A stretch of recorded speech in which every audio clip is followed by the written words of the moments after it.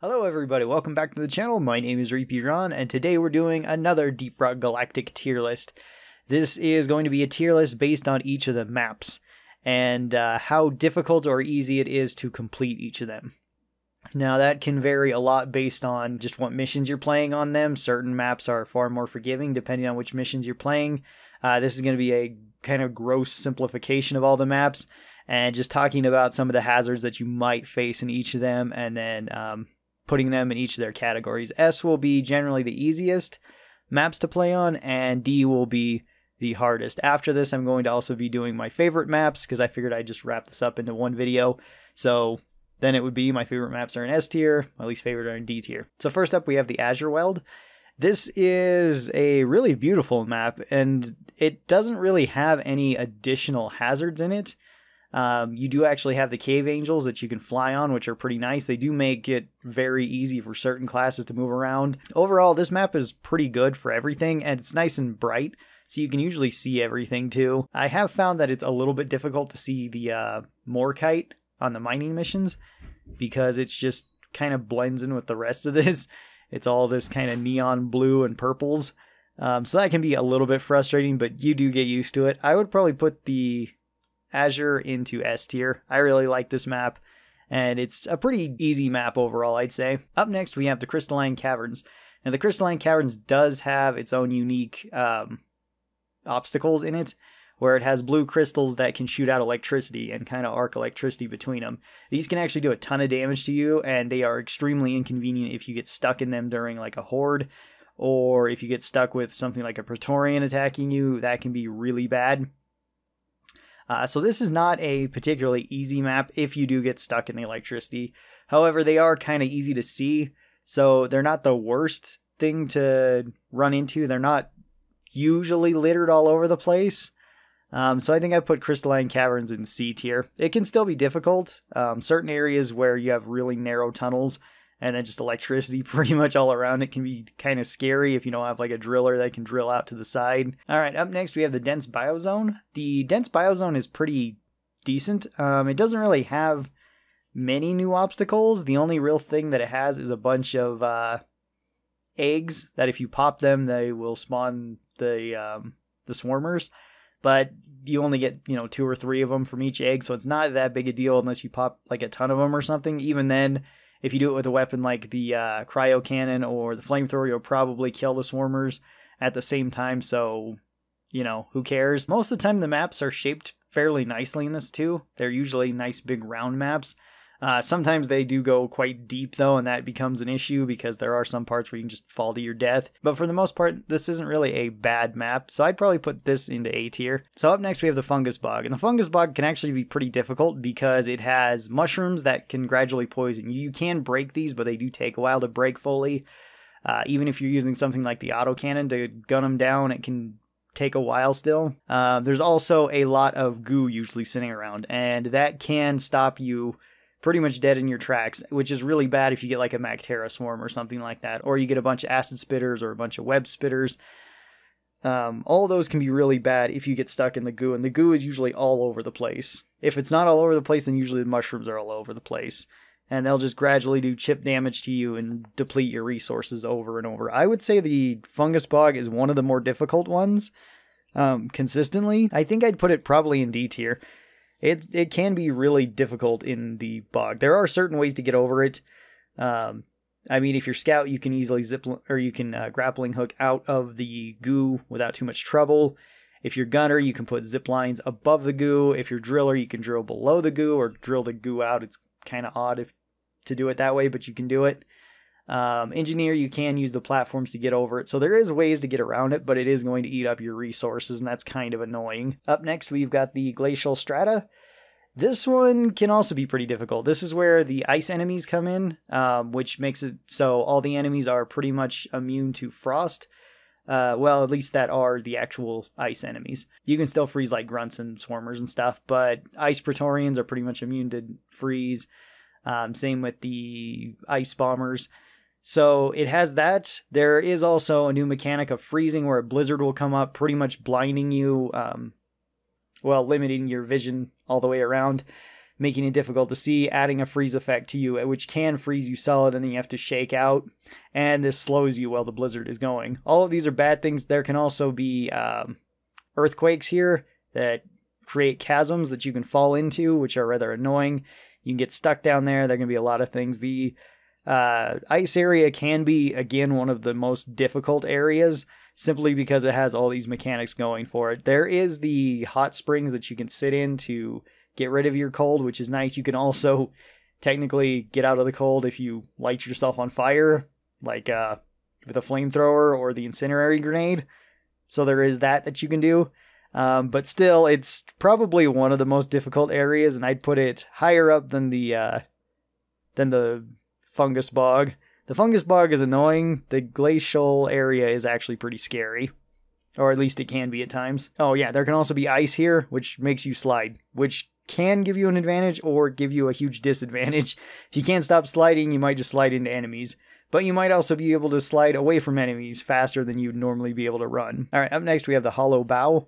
I don't know why I called this a bog last time. I think I was thinking of the Fungus Bog, but yeah, it's the bow. The Hollow Bow is kind of a cool looking map. I like the way that it looks, but it can be kind of annoying too. There's thorns everywhere. Now the good thing is you can smack these thorns and they'll usually go away. Unless they're the big stabby arms. I can't remember what they're called right now. But those can be pretty bad. Those can actually do a lot of damage to you, and it can be easy for you to overlook them because they kind of just look like everything else in the environment. It can also be kind of easy if you get in a panic and start trying to run away from a horde to easily jump through a bunch of the thorns and end up hurting yourself quite a bit. Other than that, though, it's actually not that bad. If you can avoid the thorns or create safe areas where you're not worried about the thorns, then it's not that bad. I would probably put this in... It's either B or C tier. I'm not sure which. I might put this in C tier and move the Crystalline Caverns up to B tier, because the electricity is annoying, but it's usually easier to avoid than like the thorns of this. Where the thorns aren't as bad as the electricity if you get stuck in the electricity, the thorns are more annoying and more numerous. So I think that's why I'll move them around. Up next we have Magma Core. Magma Core is probably one of the most dangerous areas in the entire game because there's usually volcanoes everywhere, there's floor fires everywhere, you can get hurt by just the environment around you. If anybody explodes any ground, it becomes a hazard because if you walk across it and it hurts. That goes for anything like the exploders blowing up the ground, somebody throwing a grenade that breaks up the ground. Even smacking like the little maggots in the area will cause this too. So you can injure yourself very easily. You can just get injured by the environment very easily. It's not one of the easiest areas. It's probably one of the hardest areas. Oh, and there can be earthquakes which cause chasms to open up, but these ones have fire inside, so it's even worse when you fall into them. This is probably like the top of D tier. It's one of the harder maps. All right, and then we have the Radioactive Zone. The Radioactive Zone has radioactive enemies in it, which are kind of scarier than normal enemies because it can make Praetorians deal radiation damage after they die, emit radiation rather than spit. They can also move a bit faster than regular Praetorians, and same goes for the radioactive exploders. They then cause radiation damage when they explode, and they can run faster. There's also all of the green crystals that can cause radiation damage to you whenever you walk across them, which is really annoying. However, you can break the crystals. You can break them from a distance safely too with certain weapons, or you can just run up and hit them with your pickaxe and break them, usually before you'll take any serious damage. So there are ways around it. For annoyance, I think it would probably be somewhere in C, like the Hollow Bow is, where it's just a bunch of stuff. But including like the scary exploders, I think I'll put it in D tier. All right, then we got Sandblast Caverns. Sandblast Caverns has a similar environmental effect as the Glacial Strata, where you can have sandstorms pop up that then will limit your vision and slow you down for a time. Now that's all they do. They can't freeze you in place or anything like that. You can have, or at least you can find pockets of air, I guess, in this map that can blow you around. That's not a huge deal unless it's a very huge open map, which I've got a couple of those, and that is kind of annoying when it just keeps throwing you around and you keep taking fall damage. You get stuck essentially in a giant wind tunnel and it never ends well. But Sandblast Caverns also has another interesting mechanic, and that is you can dig faster there. You only need one pickaxe hit to dig through anything on Sandblast Caverns. That's not materials. And only specific materials like gold. But that's pretty useful. It makes every class get through areas much faster. So Sandblast Caverns is pretty decent overall. The only kind of annoying thing is the sandstorms. So I'd probably put them probably in B tier. Actually higher B tier because they're actually not bad at all. And then last we got the salt pits. The salt pits are not bad at all. I can't think of any real unique hazards to them. It's overall just a pretty nice open map that you can see everything on. They tend to be very flat, so you don't have as many places you can fall down in unless there's just a huge open area and there might be like flowers or something on the ceiling you got to get. But other than that, I don't see any reason why this wouldn't be an S tier. Alright, now I'll just be ranking these based on how much I like them. So the Azure Weld goes immediately to S tier. It is such a beautiful environment. I love it so much. It's got all the bright neon colors. I never get tired of playing this map. It just looks great. The cave angels are really cool. All the weird little flying bugs, I can't remember what they're called, are really cool too. I like that you can pet them. It's just a fantastic map and I love to go to it. Crystalline Caverns is an okay map for me. Like, the crystals are pretty cool. I like seeing all the lights in them. It's not bad by any means. But not one of my favorites. I would probably put this into like A tier. It's still pretty good overall. The dense Biozone, I think I actually play this map the most often, and it's a perfectly decent map. It's got a lot of nice colors in it. It's got a lot of cool stuff going on about it, and overall I'd probably put it also into A tier. I like the dense Biozone. The Fungus Bog, I really like the idea of the Fungus Bog. I think the jungle environment is really cool, and so long as there's not tons and tons of goo and tons of mushrooms, I really do enjoy it. But when there is, it does get rather annoying. I want to be admiring the environment more so than just having to slog through goo or having to smash every mushroom in the area. So I'd probably put this into B tier. The Glacial Strata is also probably one of my favorite looking maps. I really like the ice to it.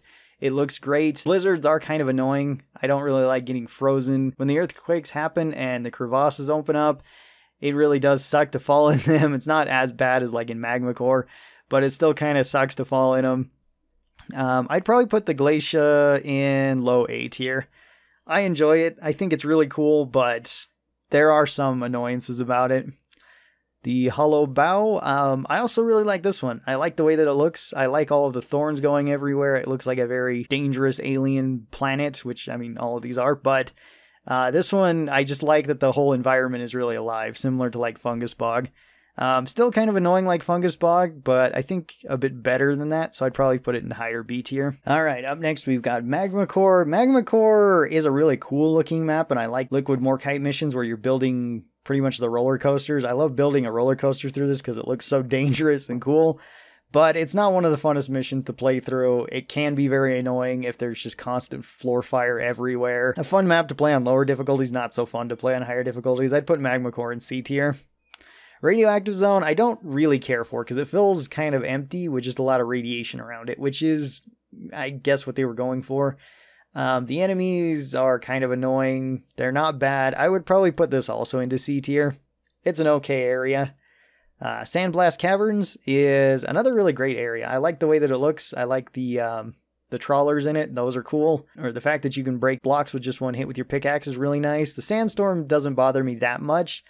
And this is also probably one of my other favorite maps. I think I'd put Sandblast Caverns into S tier. And then we have the Salt Pits. The Salt Pits I go to pretty often, and I always enjoy them. But there's just something about them that doesn't put them into S tier. They're fine, but probably somewhere in the middle of A tier. I don't think there's any like D tier areas in this where it's just awful to go to. At least in my opinion. Certain times, yes, you can have really bad maps, just bad layouts. That could go for any of these. Just the way that it spawned in the map is sometimes annoying, sometimes where you get nothing but goo everywhere and mushrooms everywhere in the Fungus Bog. But for the most part, I really enjoy all the areas in Deep Rock. Hopefully you guys enjoyed this video. Thank you guys so very much for watching it. Tell me your thoughts down in the comments below on which maps you would consider the easiest and the hardest, and which ones are your favorite and least favorite. I would really like to hear that. So I will see all of you guys next time. Until then, stay cool and bye.